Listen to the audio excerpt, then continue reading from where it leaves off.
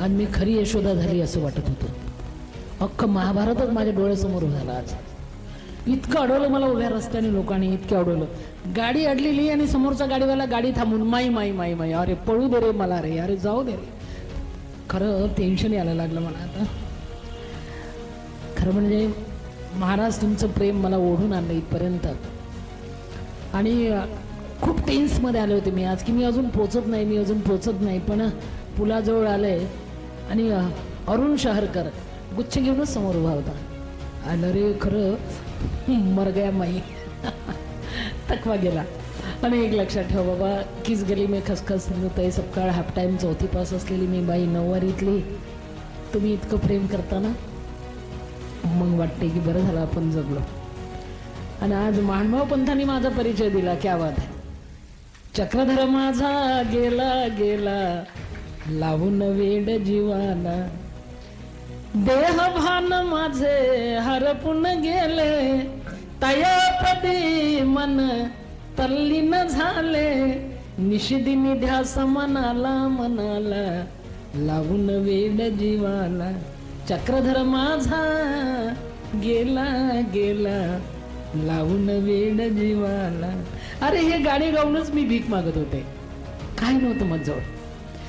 एक मात्र खरं आहे, श्रद्धा, धार्मिकता, जगणं, जगवणं, जगत राहणं, जगायला शिकवणं, एवढंच मी शिकले बाबा. तुम्हाला खरं वाटणार नाही. आज मी ते चंदनपुरी घाट येताना बोर्ड वाचला आणि लक्षात आलं, अरे या चंदनपुरी या घाटात सुद्धा मी भीक मागितली. तुम्हाला खरं वाटेल का? ते तीर्थ चंदनपुरी. आज मी डोळे भरून तो बोर्ड वाचला. कुठे कुठे फिरत होते, भीक मागत होते. ही ती सिंधुताई सपकाळ बाबा आज तुमच्या सेवेला हजर झाले. म्हणून एक लक्षात ठेवा, धर्म, जागृती, जगणं हातात हात घालून चालतंय. म्हणून सुरेश भट म्हणतात की घेतला मी श्वास जेव्हा कंठ होता कापले, पोळलेला प्राण माझा बोलण्या आधीच गेला, जीवनाची प्रेतयात्रा थांबली जेव्हा स्मशाने, घेतला काढून खांदा ओळखीच्या माणसाने. ओळखीचे माणसं खांद्या काढून जातात, आपण आपले खांदे मजबूत करायचे. हे खरं जगणं. आमची बहिणाबाई म्हणते की आसवांची चव खारट असते, गोड नसते. सगळ्या संतांनी आश्व पचवलेत, आपले आश्व कोरडे गेले. त्याचं नाव संत. बहिणाबाई म्हणते, हे अरे रडता रडता डोळे भरले भरले, आसू सरले सरले, आता हुंद के उरले, आता हुंद के उरले, नाही जीवाले इसावा, अरे आसवा बिगर, रडू नको माझ्या जीवा, रडू नको माझ्या जीवा, तुले रड्याची रे सव, आसू हा सव हा सव, ह्यात संसाराची चव. ही चव आस्वाद दडलेली आहे. ज्याला आसवांची चव कळाली त्याला संसार कळला. म्हणून एक लक्षात घ्या, बाईची जात. आताच परिचय देताना बाबा सांगत होते ना की आई, माई, ताई, बाप, दादा, नातलं, गणगोर, यात फरक काय. तर ती पाण्याला सांगते, या पाण्याला काही अक्कल आहे की नाही, पावसाला कधी पण येतो. माझं पोरग विजवलं, किती तिचंच पोरग मोठं. म्हणून परदेशातल्या आईमध्ये आणि महाराष्ट्रातल्या आईमध्ये एक फरक आहे. मी जेव्हा 14 देशात भाषणं टोकले तेव्हा एक मला कळलं की महाराष्ट्राची माय आणि परदेशातली माय यात थोडा फरक आहे. कारण परदेशामध्ये जर लेकरू पडलं ना तर आई त्याला उठायची वाट बघते, उठ. आणि आमच्या महाराष्ट्रामध्ये लेकरू पडलं तर आई आवडल्या मोठीने धावते लेकराला उचलत आहे. हा फरक आहे बाबा, हा फरक आहे. म्हणून लक्षात ठेवा, खरे संस्कार बाईच्या जातीने घडवले, बाईनी आईनी संस्कार घडवले. अरे नामदेव महाराज एवढंच होतं, एवढंच. पण आईने सांगितलं, बेटा देवाला जीव घालून ये जा. बाप घरी नाही रे. राग आला त्याला. पोरं असेच असतं. ते ताडताड मंदिरात गेलं, ताट आपटलं आणि देवाला सांगितलं, आवाज करणे का नाही भगवान, बिफोर टाइम खाणे का. आणि टाळ ठोकत बसलं. देव पण घाबरलं ना, जेवलं ना. ते केवढी ताकद त्या पोरामध्ये. आईने दिलेला वसा. हे दगडाचे टाळ, नामदेव महाराज, दगडाचे टाळ, दगडाचा देव, घास घेई विठ्ठला, म्हणे नामदेव, दगडाचा टाळ. दगड सुद्धा बोलायला लागले. त्याचं नाव माय.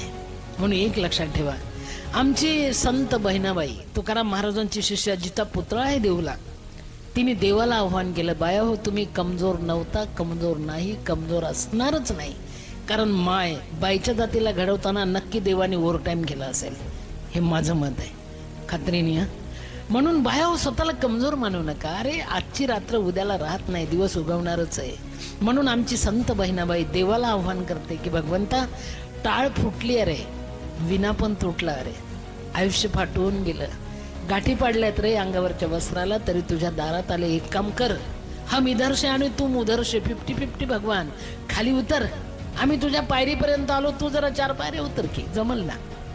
हे आव्हान करणारी अडाणी बाई.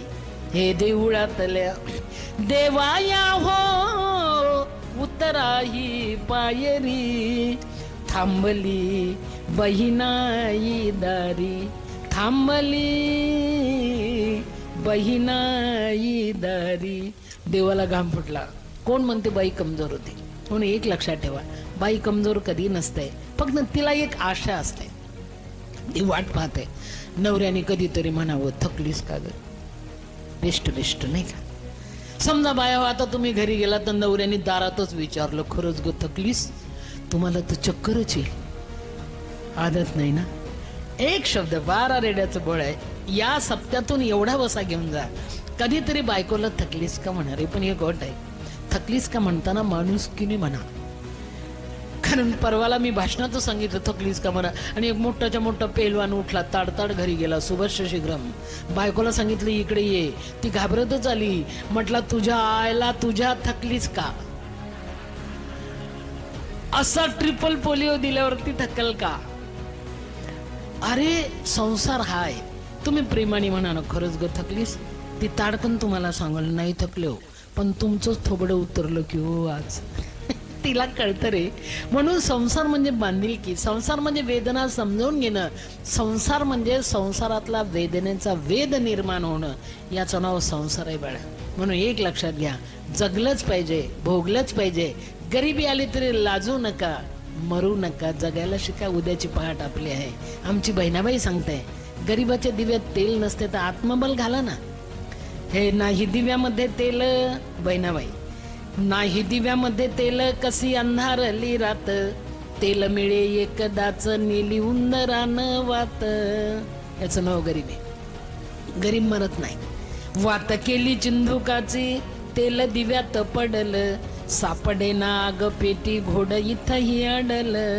आग पेटीच नाही, सापडली आग पेटी, आग्या वेताळाची लेक, आली आली हाती काडी, नाड्या नवसाची एक. काडी एकच आहे. शिलगली आग काडी, ज्योत पेटली पेटली, अंधाराला घाबरून तीही विझून गेली.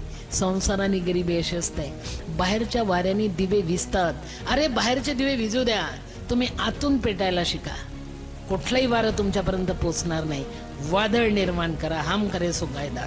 म्हणून एक लक्षात घ्या, मरू नका, जगायला शिका, उद्याची पहाट आपली आहे. आणि अजून एक लक्षात घ्या बाबा, फुलांच्या पायघड्यावरून चालताना कार्यकर्त्यांनो, फुलांच्या पायघड्यावरून चालताना काटे बोचले तर सहन करायला शिका. कारण काट्यांना फक्त बोचणं माहिती असते, वेदना कळत नसतात.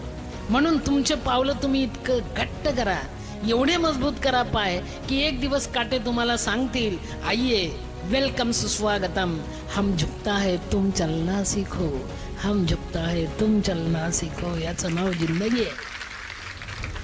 आणि बदलू नका पोरींनो. 9वारी माई. आजकालच्या पोरीनं खूप शिकतात, पण ब्लाउजच आखूड करून टाकतात. व्हायला रे, नवरा भारी भारी साडी आणतो आणि कार्टी फाडूनच टाकते, स्लीवलेस. बेटा काही अडत नाही रे उघड्या अंग टाकायसाठी, त्याने जगणं थांबत नाही बाळ. तुम्ही कसं दिसता हे महत्वाचं नाहीये, तुम्ही कसं असता हे महत्वाचं आहे. तुमच्याकडे बघताना जगाची नजर बदलली पाहिजे. तुमच्याकडे बघताना त्याला मादी आठवायला नको, त्याची माय डोळ्यासमोर उभी राहायला पाहिजे. आणि त्याच्यासाठी तुम्ही आता पहिली काळजी घेतली पाहिजे. माझ्याकडे बघा ना, अनुभव हीच खात्री. काय आहे माझ्यात फरक रे? 9वारी. अरे मी अमेरिकेत गेले ना, तेव्हा मला काही गोष्टींचा शोध लागला. मी जेव्हा विमानात 22 तास प्रवास केला, पहिल्यांदा विमानात बसले, धडधडत होतं, भीती वाटत होती, सारखं वाटत होतं ही मानबत कमी पडलं तर काय घ्या. ते नाही पडलं. पण मी जेव्हा स्टेजवर चढले, नऊवारीतली बाई, सगळ्या देशोदेशीच्या मराठी लेकरांनी आवाज दिला माझ्याकडे बघून. नऊवारी स्टेजवर, जय महाराष्ट्र, जय महाराष्ट्र, नऊवारी बेस्ट, जय महाराष्ट्र. दिसतं कसंही महत्वाचं नाही आहे, असतं कसंही महत्वाचं आहे बाळा. परत बोलताना माझ्या मनात विचार आला, किस गली में खसखस सिंधुताई सपकाळ. तू काय बोलणार अमेरिकेत? धडधडलं, खाडकन मनात विचार आला, चुकतेच बाई. तुझ्या देशाला भारत माता म्हणतात. माता म्हणायचा मान तुझ्या देशाचा आहे. तुझ्या देशाला भारत माता म्हणतात. ज्या देशातून तू आले ना, त्या देशाला भारत माता की जय म्हणतात. अमेरिकेला मावशी पण म्हणत नाही, आई तुझ्या देशाला माता म्हणतात, लक्षात ठेव. अरे कॉलर टाईट झाली, ठोकलं भाषण, आली पळून. माझ्या देशाला भारत माता की जय. म्हणून लक्षात घ्या बेटा, तुम्ही या भारत मातेच्या, या नीतीच्या, या संस्कृतीच्या आहेत. काही नाही, आजकाल कार्ट्यांना काय झालं काय माहिती, आई आगडे ईश्वगडे, आमच्या बाह्या शिंप्याकडे. कसं होईल रे? ना बेटा ना. अरे ते टीव्ही मध्ये त्या कशामध्ये दाखवतात नटनट, ते पैसे घेऊन उघडे अंग करतात. तुम्ही फुकटच्या कशाला मरता रे? हा, फुकटच्या कशाला मरता? अरे आमची संस्कृती 7 कप्प्यात झाकलेली आहे, तिला जखमी करू नका बाळा. याची काळजी घ्या माझ्या बाळ. आणि अजून एक लक्षात ठेवा, हे बाईच्या जातीनेच करायला पाहिजे. कारण पोरापेक्षा पोरगी फक्त माय असते, माय उद्याची.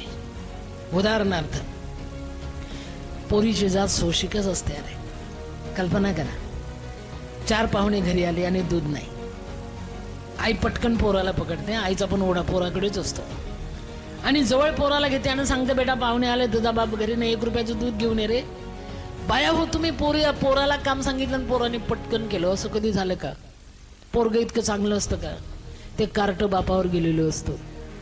त्याच्या बापाने लहानपणी हेच केलं असतं. ते जोरात ओरडते, मी नाही जात जा.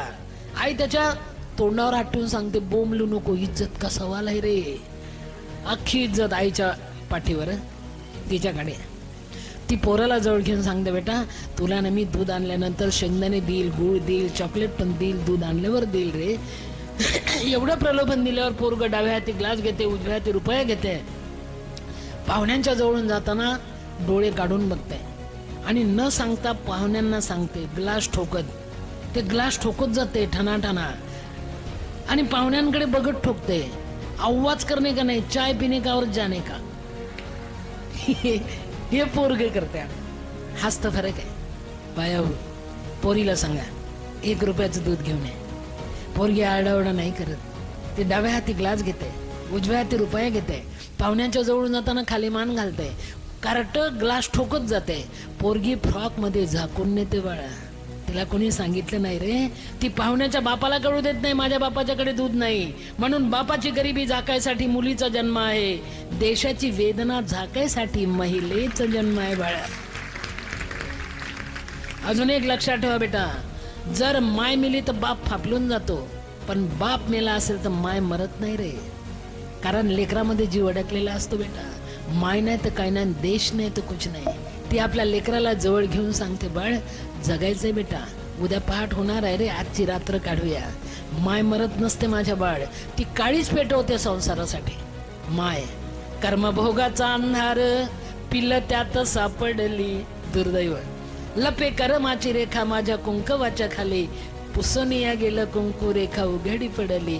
ती जगते, ती जगते. कर्मभोगाचा अंधार पिल्ल त्यात सापडली, उजेडाच्या साठी तिनं वात काळजाची केली. काळजाची वात करते ती माय असते बाळा. पण पोरं इतके बदलले आजकाल. जरा मोठं झालं लग्न आलं की कार्ट बदलतेच.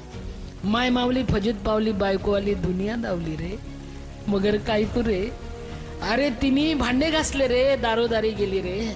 माझं लेकरं जेवलं नाही आज, तिला झोप नाही आले बेटा रात्र रात्र. चपात्याने हात भाजले रे तिचे करून करून, धुणं धुतलं, भांडे घासले माझ्या बाळ. म्हणून एक लक्षात ठेवा, या महाराष्ट्रात कितीतरी क्लास 1 ऑफिसर विधवायचे मुलं आहे बेटा, विधवायचे मुलं आहेत. ती लेकराला मरू देत नाही, जगवते, मोठं करते. अरे माझं लेकरू शिकावं म्हणून रडते, लेकरू मोठं व्हावं म्हणून रडते, माझ्या लेकराला आनंद मिळावा म्हणून रडते, नोकरी मिळावी म्हणून रडते. कितीतरी आयांच्या डोळ्यात, विधवा आयांच्या डोळ्यात रडता रडता मोतीबिंदू पडले बाळा. पण कुठल्याही मुलाने आईच्या गळ्यात 4 मोती नाही बांधले लेकरा. ऐसा क्यों रे? ती झिजली चंदनासारखी रे बाळ. काही करू नको बेटा, फक्त एकच कर, घरी आल्यावर आईला म्हण बरी आहेस नाही, माझी आठवण माझ्या पोराला आहे, एवढंच बस झालं. आई तू गोळी घेतलीस का? बस झालं रे, काही देऊ नका तिला. वाट पाहत कोपऱ्यात बसलेली असते. सुनेच्या पुढे काही चालत नाही. म्हणून एक लक्षात ठेवा बेटा, परवाला सुना पण इतक्या अतिरेकी झाल्या ना. परवाला एक सून मैत्रीण भाजी मागते म्हणून सासूने केलेली भाजी मैत्रिणीला नेऊन दिली. नेऊन दे, तेवढ्या मोठ्या महिन्याची माय असते पोराची. पण वाटी आणायची की नाही, वाटी विसरून गेली. फुकट मिळाला ना संसार. वाटीची नोंद कशी होईल? वाटी विसरली. माय कशी विसरेल? ती 4 वेळा म्हटली, ती वाटी नाही आली ग अजून, ते भाजीची वाटी ग. सून खाडकन म्हटली मैत्रिणी समोर, बघ माझी सासू किती भुक्कड आहे बघ, वाटीसाठी बोंबलते बघ. बायानो, पहिले आईनी कष्टाने वाटी घेतली बेटा, ताट नंतर आलं, लक्षात ठेवा.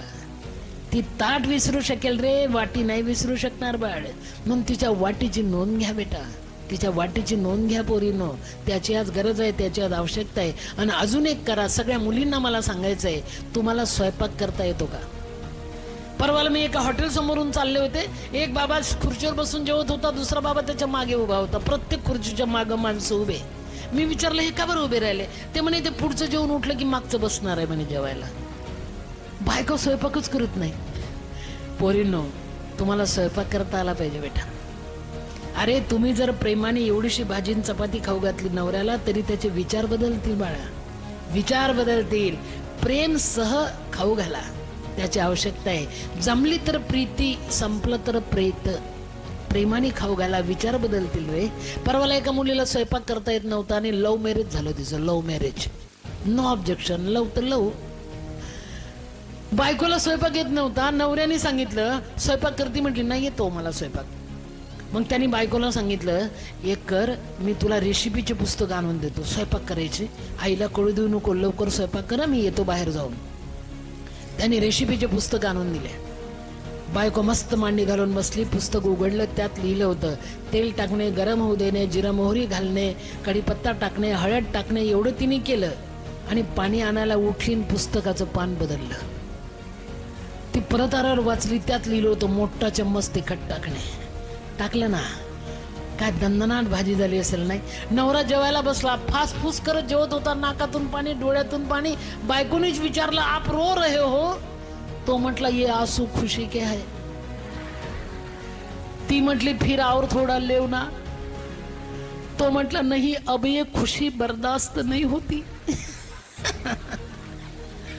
पोरींनो, स्वयंपाक करता आला पाहिजे रे बाळा, त्याची गरज आहे माझ्या बाळ. आणि माझ्या पोरांना मला सांगायचंय, सगळ्या मुलांना मला सांगायचंय, बेटा जर तुम्हाला नशा घ्यायची असेल तर जरूर घ्या, पण ती उतरणारी घेऊ नका रे. बाटली ती नशा उतरणारी असते बेटा. हे उतरणारी नशा काय करू? अरे अशा काही नशा आहेत, भगवत भक्तीची नशा, चांगलं करण्याची नशा, आमच्या बाळकृष्ण बाबाला चढलेली नशा. ऍट लेना देना नाही, देव देव करो, भगवान भगवान करो, इधर आ जाओ, हम तुम्हारे तुम हमारे. ही उतरणारी नशा नाही ना. म्हणून एक लक्षात ठेव, कुणाचं चांगलं करायची नशा, रडणाराचे आसू पुसायची नशा, दुबळा असेल त्याला आधार द्यायची नशा, जो गर्भगळीत झाला असेल त्याच्या सोबत जायची नशा. रे ही नशा कधी उतरत नाही बेटा, उतरण्या का नाम नाही लेती, चढत जाते चढत जाते. परवाला एका मुलाने माझं भाषण ऐकून ठरवलं आपण दारू पिणं सोडून द्यायचं. माई म्हणते ना, ते गेलं ना घरी, सगळ्या दारूच्या रिकाम्या बाटल्या गोळा केल्या घरातल्या, आणि प्रत्येक बाटलीला सांगत होता तुझ्यामुळे माझ्या सासऱ्याने मला शिव्या दिल्या, फोड बाटली. तुझ्यामुळे माझी बायको निघून गेली, फोड बाटली. तुझ्यामुळे सासू माझ्याशी भांडली, फोड बाटली. सगळ्या रिकाम्या बाटल्या तुझ्यामुळे, एक एक बाटली हातात घेऊन, तुझ्यामुळे माझा संसार संपला, फोड बाटली.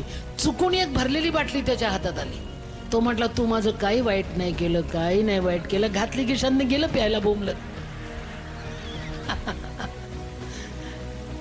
कसं होईल रे बाळा? अरे प्यारे नशा पण अशी झिंगून पडलं पाहिजे. अरे समोरचं दिसलं पाहिजे, उद्याचं कळलं पाहिजे, उद्याचं, तर ती नशा रे. म्हणून एक लक्षात ठेवा बेटा, जगाने जगू द्या रे. आपण हातावर आणून पानावर खातो बेटा. आपण सोन्याचा चमचा घेऊन जन्माला नाही आलो बाळ. खाच खळगे अडी अडचणी धोक्यांची स्थळं पाय घसरण्याच्या जागा काटे कुटे ओराडणं भाग आहे, त्याशिवाय पर्याय नाही आहे. प्रत्येकाच्या पायाखाली काटे. काट्यांशी दोस्ती करा बाळ, काट्यांशी दोस्ती करा. माझे पायाखाली काटेच होते ना, मी काट्यांशी दोस्ती केली, मला जगता आलं. हे वाटेवर काटे पायानवानी परी काळ जात माझ्या जनाईची गाणी. वाटेवर काटे पायाखाली वाळवंट पायावरी भेगा. कसं उलट गणित आहे ना. वाळवंट तापलेलं खाली आणि वरून पाय फाटलेत रे, वरून काळीच फाटले रे बाळ. इसका नाम जिंदगी आहे बेटा. पायाखाली वाळवंट पायावरी भेगा परी काळ जात माझ्या वाहे चंद्रभागा. वाटेवर काटे पायानवानी परी काळ जात माझ्या जनाईची गाणी. वाटेवर काटे मुखी माझ्या ज्ञानेशाची ओविलडी वाळ नामयाची विना माझी. नामयाची विना माझी तुकोबाचे टाळ.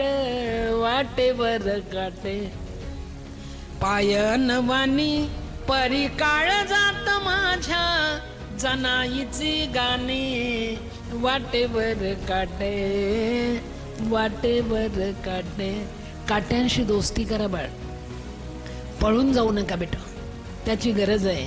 काटे सुद्धा आपले मित्र बनतात. अरे अनवाणी पायाने चालणारी सिंधुताई सपकाळ काटेच माझे मित्र झालेत बाळ. काट्याने मला रस्ता दाखवला, इतके पाय मजबूत करायला शिकवले. अनुभव हीच खात्री. म्हणून पोरींनो, लेकीबाळींनो, जगा बेटा. संकट सगळ्यांवर येतात रे, संकटातून मार्ग शोधा बाळ. आमचे सुरेश भट म्हणतात की जगा. आसवांनो, तुमचा हात धरून मी पुढे जातोय, मला दगा देऊ नका. माणसाने जर दगा दिला तर आसवांचा हात धरून चाला ना. सुरेश भट म्हणतात, हे आसवांनो माझी या डोळ्यातून वाहू नका. अंतरीच्या वेदना साऱ्या जगा दावू नका. वेदना पचवायला शिका, त्याचा वेद होतो. हासते आयुष्य माझे पाहुणी माझी दशा. का तुम्ही हसता हसू नका, हसू नका. जगायला शिका. अरे घावाचा कलर लाल असतो, सुरेश भटांनी गुलाबी करून टाकलं. जा.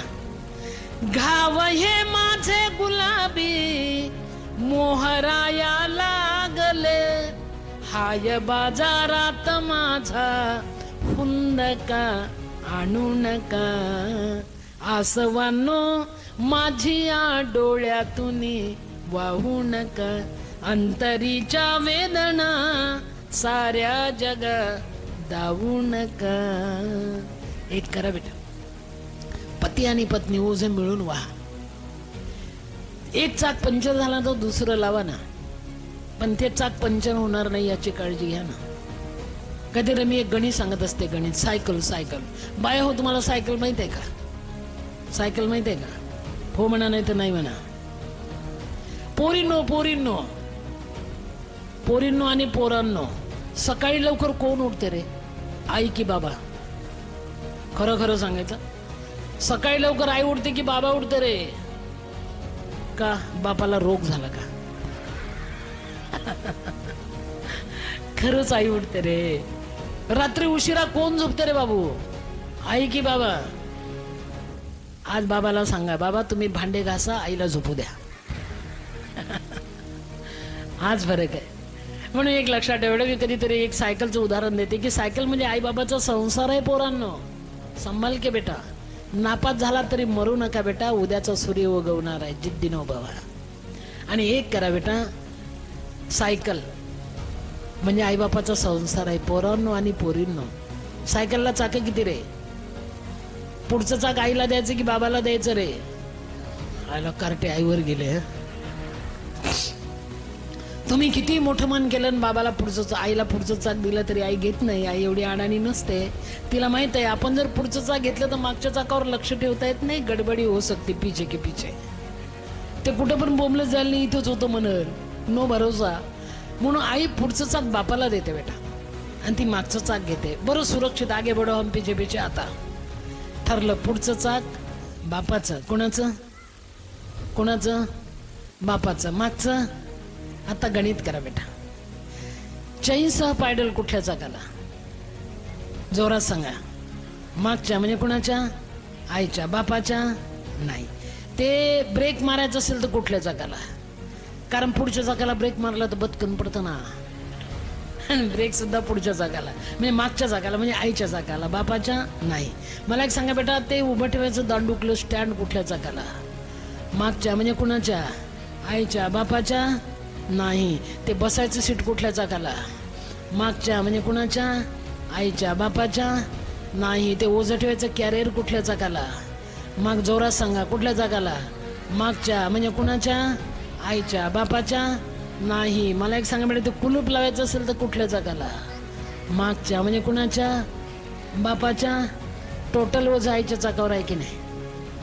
बसायचं सीट आईच्या चाकाला, ब्रेक आईच्या चाकाला, ओझं ठेवायचं कॅरियर आईच्या चाकाला. बेटा ते डायनामा आईच्या चाकाला, ते ओझं ठेवायचं, ते उभं ठेवायचं दांडुकला आईच्या चाकाला रे. टोटल ओझं मागच्या चाकावर आहे म्हणजे कुणाच्या चाकावर आहे? आईच्या. आणि बापाच्या चाकाला आहे ना हँडल आणि घंटी. हँडल याच्यासाठी मेरे पीछे पीछे आओ आणि घंटी ट्रिंग ट्रिंग हम आपके है कोण. पण लक्षात घ्या बेटा, आईची काळजी घ्या पोरींनो. आणि अजून एक लक्षात घ्या बायांनो आणि बापांनो, पोरीची काळजी घ्या बाळा.